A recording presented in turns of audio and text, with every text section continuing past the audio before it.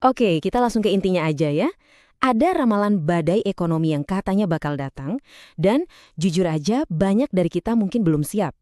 Nah, dalam beberapa menit ke depan, kita akan bongkar tuntas 5 jebakan aset yang tanpa sadar bisa menghancurkan keuangan Anda, dan tentunya gimana cara menghindarinya.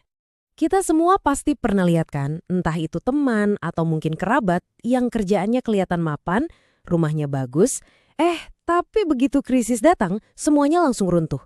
Ini tuh bukan soal nasib buruk loh. Sering banget penyebabnya itu tersembunyi di portofolio mereka. Mereka memegang aset yang salah di waktu yang genting. Kalau kita lihat sejarah, ada pola yang menarik banget. Krisis besar itu seolah-olah datang dalam siklus kira-kira 10 tahunan. Coba lihat, tahun 2000, 2008, terus 2020. Dan banyak analis memprediksi siklus berikutnya bakal terjadi menjelang tahun 2030. Oke, sekarang mari kita bedah lebih dalam. Yang bikin para ahli cemas kali ini bukan sekedar resesi biasa teman-teman. Tapi ini adalah tumpukan masalah yang datangnya keroyokan, barengan gitu. Para ekonom punya istilah khusus untuk ini, polikrisis. Coba deh bayangin, utang global yang numpuknya udah nggak karuan, ancaman PHK massal gara-gara AI, ditambah lagi biaya energi hijau yang makin mahal.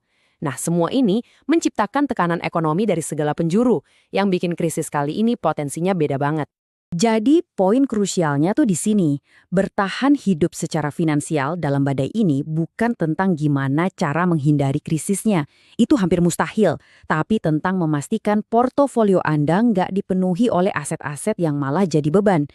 Sekarang, yuk kita identifikasi 5 jebakan aset yang kelihatannya sepele tapi berbahaya, yang sering banget menjerat banyak orang, terutama nih buat generasi milenial yang lagi semangat-semangatnya membangun kemandirian finansial. Gini, saat ekonomi lagi nggak menentu, insting pertama kita apa coba? Pasti pengennya pegang uang tunai sebanyak-banyaknya. Rasanya aman banget kan? Tapi tunggu dulu, ada bahaya tersembunyi di baliknya. Nah, ini dia musuh utama dari uang tunai, inflasi. Dia itu kerjanya diam-diam, menggerogoti daya beli uang yang kita simpan susah payah di tabungan. Angka di rekening Anda mungkin kelihatan sama, tapi kemampuan uang itu buat beli barang itu terus menurun.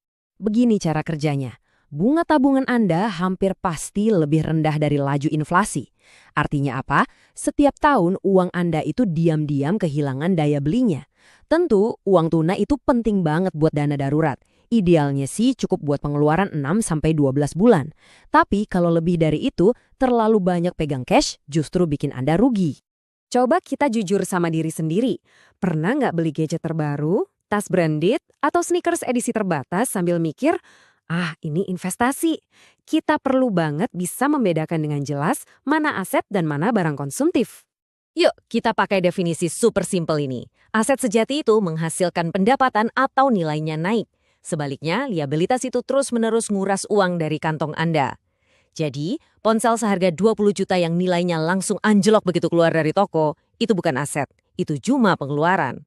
Wah, ini nih jebakan yang paling licik. Aset yang di atas kertas kelihatannya berharga banget, tapi kenyataannya malah menciptakan arus kas negatif. Maksudnya, Anda harus terus keluarin duit buat ngerawatnya. Contohnya banyak banget dan mungkin terasa akrab ya. Mobil mewah yang pajaknya mahal tapi lebih sering di garasi, atau mungkin properti warisan yang kosong nggak disewain tapi PBB dan biaya perawatannya jalan terus. Saya jadi ingat cerita seorang temen loh yang di awal pandemi nekat jual tanah kosongnya. Keputusan yang berat, tapi hasilnya itu menyelamatkan bisnisnya. Aset-aset seperti inilah yang jadi batu pemberat pas pendapatan kita lagi goyang. Nah, buat para pemilik usaha, pertanyaannya agak tajam nih. Apakah bisnis Anda masih relevan? Bisnis yang nggak punya jejak digital, nggak bisa melayani pelanggan secara online, dan sangat bergantung pada cara-cara lama, itu adalah aset yang sangat rentan di zaman sekarang. Dan ini dia jebakan terakhir sekaligus yang paling penting. Di era digital ini, aset Anda yang paling berharga itu adalah keahlian, reputasi online, dan personal brand Anda. Kalau kita mengabaikannya, itu sama aja dengan menyia-nyiakan benteng pertahanan terkuat yang kita punya. Oke, kita udah berhasil mengidentifikasi masalahnya. Sekarang, mari kita beralih ke solusi yang bisa langsung Anda praktekkan. Kita mulai dengan audit finansial pribadi yang sederhana. Prosesnya gampang banget kok. Cukup ambil kertas atau buka spreadsheet, tulis semua aset yang Anda punya, terus hitung berapa uang yang masuk dan berapa uang yang keluar dari masing-masing aset itu setiap tahun. Yang penting, jujur sama diri sendiri. Nah, ini dia daftar periksa praktisnya. Untuk setiap aset, tulis berapa pemasukan yang dihasilkannya dalam setahun, lalu berapa total biayanya, pajak, asuransi, perawatan, semuanya. Kurangi biaya dari pemasukan.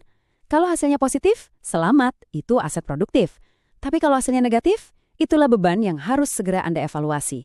Momen kejujuran ini penting banget buat nentuin aset mana yang harus dipertahankan dan mana yang mungkin perlu dilepas sebelum krisis datang. Setelah bertahan, sekarang saatnya kita menyerang.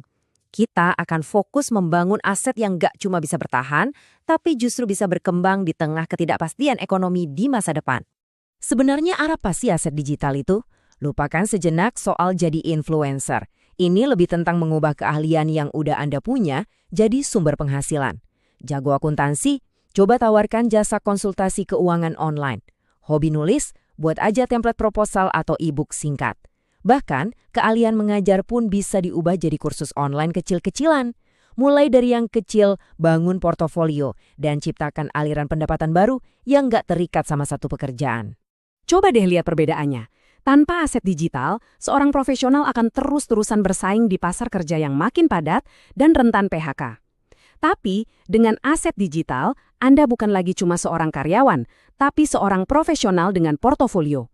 Anda jadi punya beberapa sumber pendapatan, jangkauan global, dan yang paling penting, kendali yang lebih besar atas karir Anda saat badai datang. Jadi, gimana cara kita merangkum semua ini menjadi sebuah strategi yang kokoh? Mari kita simpulkan karakteristik utama dari sebuah portofolio yang kuat dan tangguh. Jadi, aset anti krisis yang ideal itu berdiri di atas 3 pilar ini. Pertama, dia harus tahan inflasi. Pikirkan aset real kayak emas atau properti di lokasi strategis. Kedua, dia harus menghasilkan arus kas positif. Contohnya jelas, saham dividen dari perusahaan stabil atau rumah kos yang cicilannya udah lunas. Dan ketiga, fleksibel dan liquid. Artinya, aset itu bisa cepat diubah jadi uang tunai pas lagi darurat tanpa nilainya anjlok. Ini penting banget loh.